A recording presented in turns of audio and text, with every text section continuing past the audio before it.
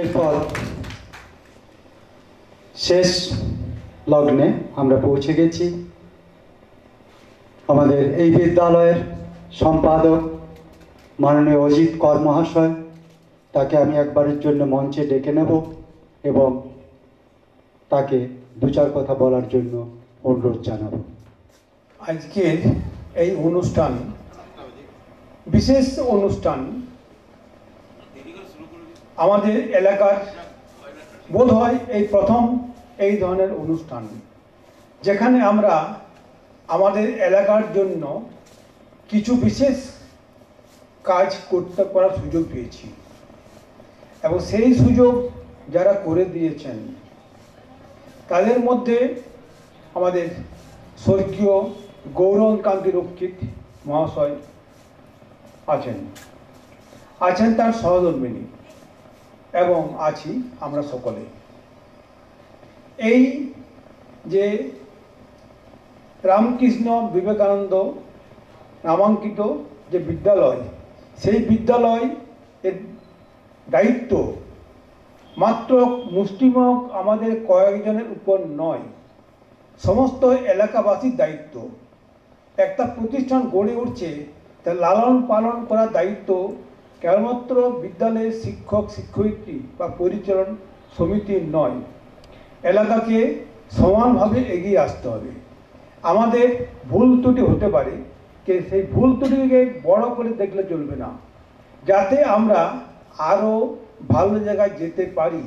সবসময় আমরা যে অভিভাবিকা বা এলাকার জনসাধারণ তাদের কাছ থেকে সহযোগিতা চাইব, কীভাবে আমরা এই যে মূল্যবান প্রতিষ্ঠান একে আরও অনেক উপরে, আরও মানে এই শুরু হলো, এটাকে কীভাবে ধাপে ধাপে আমরা উপরে নিয়ে যাব। আমার আগে যারা বললেন, আমার মাস্টারমশাই সুভাষবাবু বা শোভনবাবু বা মহারাজজি অনেক কথা বলেছেন, তারপর আমার বলার কিছু থাকে না। একটাই বলার আছে, এই যে বিদ্যালয় নয়, একটা সমাজ গঠনের একটা ভালো জায়গা। সমাজকে কীভাবে আমরা ভালো জায়গায় নিয়ে যাব, এই কচি কাচাদের নিয়ে একবারই ছোট অবস্থায় পাচ্ছি আমরা। আমি ছিলাম হাই স্কুলের শিক্ষক, 5 থেকে পেয়েছি, কিন্তু এখানে পাচ্ছি একবারই মায়ের কোল থেকে পাচ্ছি। সেই সমস্ত বাচ্চাদের নিয়ে কাজ করার সুযোগ পেয়েছি আমিও, সেই জন্য আমি নিজেও গর্বিত এবং আমার খুব ভালো লাগে।